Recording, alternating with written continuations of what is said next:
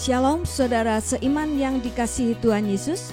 Selamat datang di channel GPB Amanat Agung Kalasan, Yogyakarta. Kali ini kami menyajikan pelajaran eskatologi atau pelajaran akhir zaman menurut iman Kristen yang diramu secara sedap, sederhana, mendasar, alkitabiah, dan praktis. Kami berharap pelajaran ini menambah pengetahuan saudara tentang iman Kristen dan iman saudara semakin bertumbuh dalam Tuhan Yesus. Kiranya Tuhan memberkati. Jika ada pertanyaan dari saudara, silakan menulis di kolom komentar dan kami dengan senang hati akan menjawabnya. Jangan lupa klik subscribe, like, komen, dan bagikan supaya semakin memberkati banyak orang. Kawan sejati dalam Tuhan, dari gubuk di Gunung Cilik ini kita akan belajar bersama eskatologi episode yang keempat. Kalau ada di antara saudara yang ingin pemahaman saudara utuh, karena pelajaran ini seri sifatnya, maka yang belum mendengar episode sebelumnya, saya persilahkan untuk membuka dan mendengarkan episode 1, 2, dan 3 terlebih dahulu, sehingga pemahaman saudara mengenai eskatologi bisa komprehensif dan Anda bisa paham benar. Kawan sehati dalam Tuhan, eskatologi yang kita sampaikan hari ini adalah eskatologi yang disampaikan secara sederhana, mendasar, alkitabiah, tetapi juga praktis. Eskatologi sedap. Hari ini kita akan membahas mengenai peristiwa utama dalam masa tribulasi atau dalam masa kesusahan besar. Mengapa harus ada tribulasi? Apa yang terjadi dalam 3,5 tahun pertama di dalam masa tribulasi itu? Apa yang dimaksudkan dengan tribulasi atau kesusahan besar itu? Tribulasi adalah masa atau keadaan kesusahan yang unik, artinya tidak ada duanya lagi. Terjadi penyiksaan, penderitaan, dan penghukuman karena dosa, di mana murka Allah secara utuh, secara penuh ditumpahkan atas dosa dunia jauh lebih dahsyat dari peristiwa Sodom dan Gomora. Masa itu terjadi setelah rapture. Artinya gereja tidak mengalami kesusahan besar. Gereja tidak mengalami tribulasi. Kita percaya pre-tribulation. Karena tribulasi adalah masa di mana Allah murka. Sedangkan gereja tidak ditentukan untuk dimurkai, tetapi untuk diselamatkan. Perhatikan cat berikut. Apa yang terjadi pada masa tribulasi? Secara garis besar, di awal tribulasi muncul antikristus atau Kristus palsu. Di tengah-tengah tribulasi, setan dilempar ke bumi. Di akhir tribulasi, setan, antikristus, dan nabi palsu yang bisa kita pahami sebagai trinitas palsu dikalahkan oleh Tuhan Yesus Kristus pada saat perang Harmagedon.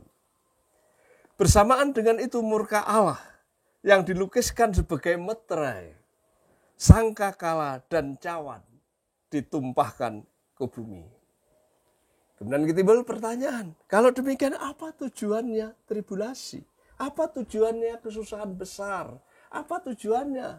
Sehingga harus ada pengalaman tribulasi terjadi di bumi ini. Tribulasi terjadi untuk mendemonstrasikan kesetiaan Allah dalam menghukum dosa. Selama ini kita sering berpikir itu orang berdosa, itu orang jahat, itu orang durhaka. Kenapa dibiarin? Seolah-olah Allah kalah dengan dosa. Tribulasi membuktikan kesetiaan Allah untuk menghukum dosa-dosa dunia. Untuk memenuhi nubuatan Allah baik dalam PL maupun PB. Ada banyak nubuatan-nubuatan Allah di dalam PL maupun di dalam PB yang belum tergenapi. Masa tribulasi terjadi dan setelah itu nanti kita bisa melihat nubuatan-nubuatan itu terpenuhi. Untuk melengkapi penebusan Israel secara penuh. Israel ditebus berkali-kali tapi tidak pernah secara penuh ditebus sehingga terjadi restorasi secara menyeluruh Israel. Pernah ditebus dari Mesir menuju Kanaan tapi tidak penuh. Pernah dibuang ke Babel ditebus tapi tidak penuh. Kala ini ketika tribulasi terjadi Israel ditebus penuh, mereka akan restorasi, akan terjadi pembaharuan secara total terjadi, mereka menjadi umat pilihan Tuhan.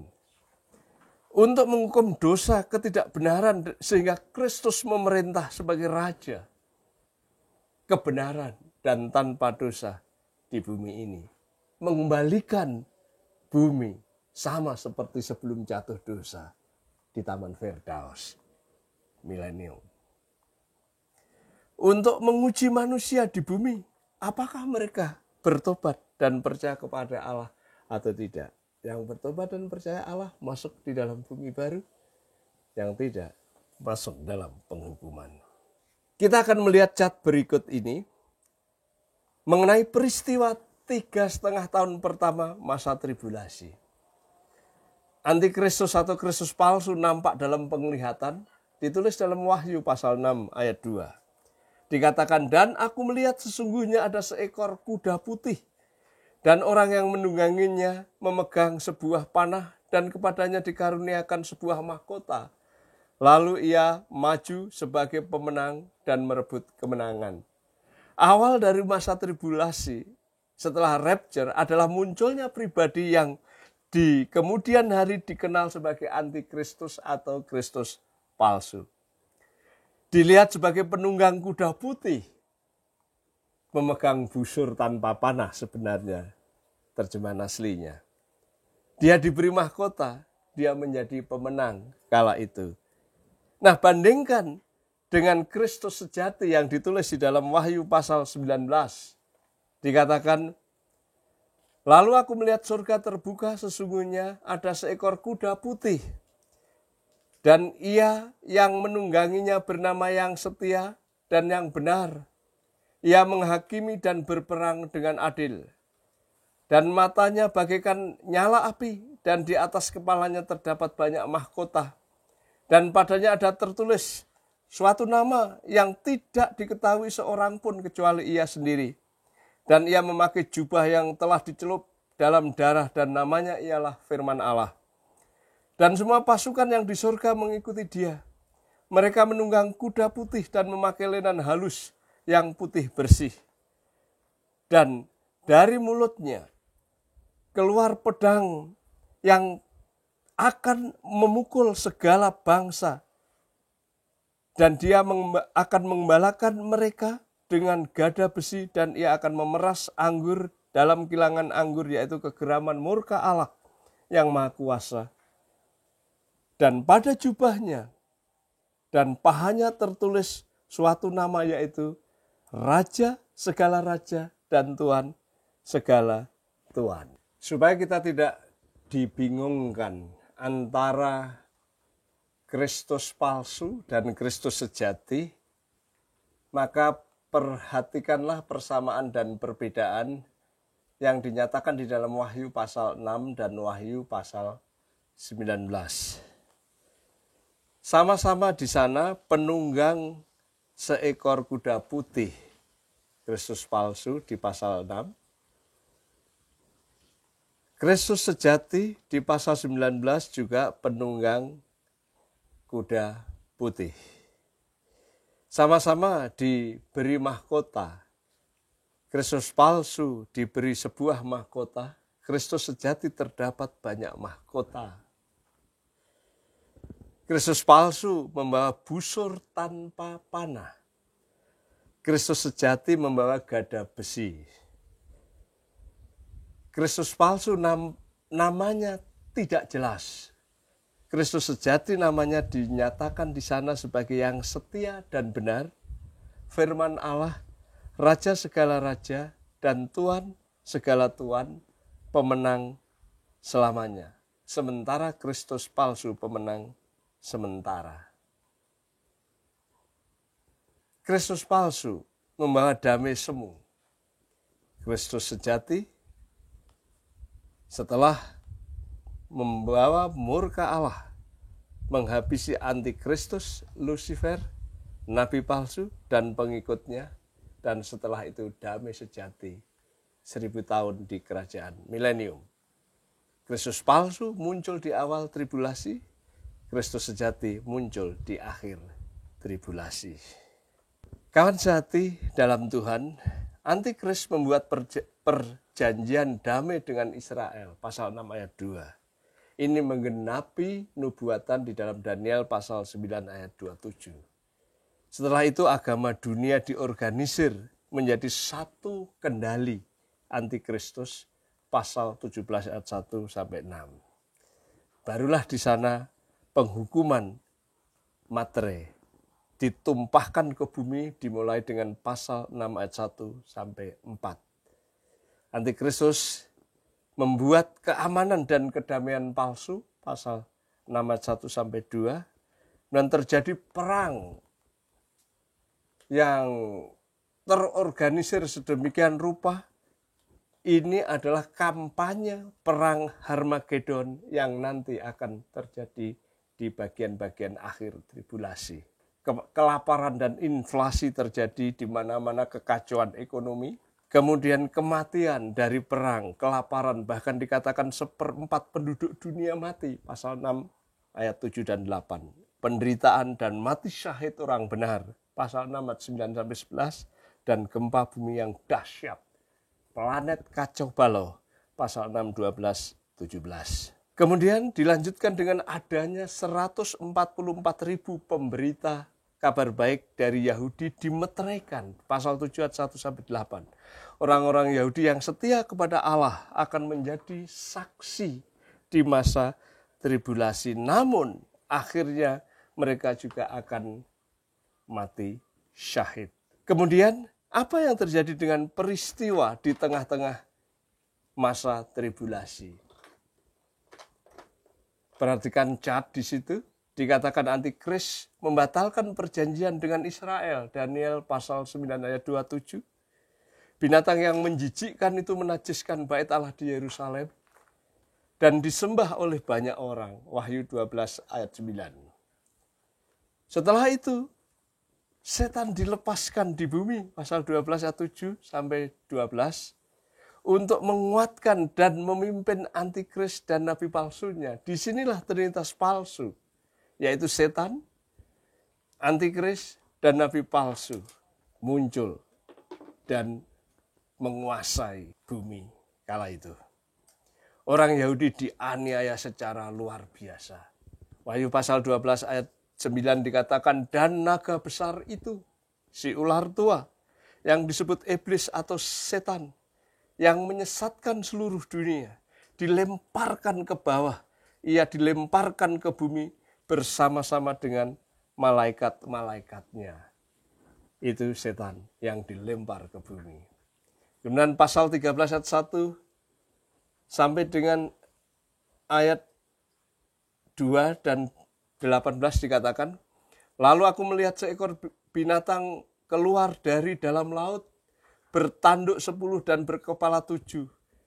Di atas tanduk-tanduknya terdapat 10 mahkota dan pada kepalanya tertulis nama-nama hujat. Binatang yang kulihat itu serupa dengan macan tutul dan kakinya seperti kaki beruang dan mulutnya seperti singa.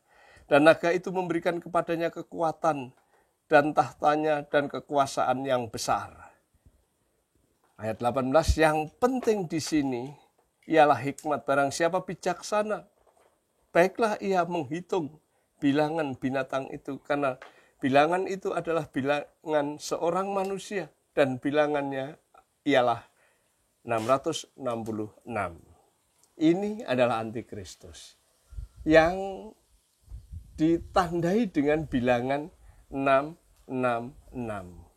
Ini menunjukkan bahwa dia adalah seorang manusia, tapi yang di-backup oleh setan yang muncul di Timur Tengah.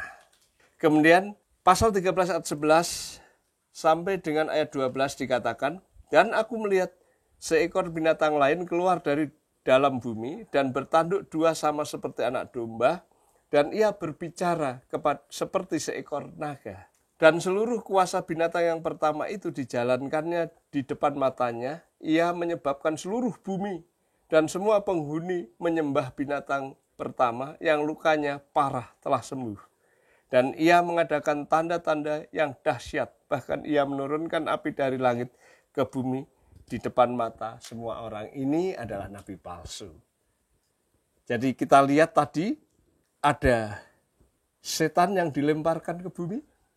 Kemudian ada antikristus dan juga ada nabi palsu. Itu yang saya sebut sebagai trinitas palsu. Nah, dalam situasi seperti itu, di tengah masa tribulasi juga kabar baik atau Injil juga dikumandangkan melalui kesaksian 144.000 orang Yahudi, pasal 7 ayat 3-4. Kemudian dua saksi, pasal 11 ayat 3-7, siapa mereka? Ada yang berpendapat itu Henok dan Elia, karena kedua tokoh itu yang belum mati. Tapi ada yang berpendapat itu adalah Elia dan Musa, karena tanda-tanda yang mengikuti seperti mereka. Tapi kita tidak tahu. Tapi yang jelas ada dua hamba Tuhan yang menjadi saksi yang setia. Dan akhirnya dia juga dianiaya dan mati syahid. Kemudian barulah malaikat yang akan mengumandangkan berita kabar baik itu ke seluruh dunia. Pasal 14 ayat 6-7. Sehingga banyak orang Yahudi dan bangsa lain yang bertobat di masa tribulasi itu ada yang bertobat. Tetapi mereka akhirnya mati syahid. Menjadi martir, sekalipun banyak juga yang menolak anugerah Tuhan. Pasal 9 ayat 20-21, 16 ayat 9 dan 11. Sahabat, sehati dalam Tuhan, pesan saya, kalau saudara percaya Injil Yesus Kristus, kabar baik dari Tuhan, sebaiknya sekarang, bukan nanti. Karena keselamatan adalah masa sekarang. Dan lagi kalau saudara percaya Tuhan sekarang, saudara tidak akan dimurkai, saudara tidak akan masuk tribulasi, saudara akan bertemu dengan Tuhan, saudara menjadi mempelai perempuan yang akan berjumpa dengan mempelai laki-laki di surga pada saat rapture nanti. Kalau saudara percaya nanti, saya bisa pastikan saudara akan mengalami kesusahan besar, kesulitan besar di masa tribulasi. Pikirkan, renungkan, dan putuskan sekarang. Tuhan memberkati. Datanglah kerajaan-Mu, jadilah kehendak-Mu. Amin. Selamat dan nantikan episode berikutnya. Eskatologi sedap, sederhana, mendasar, alkitabiah praktis sedap.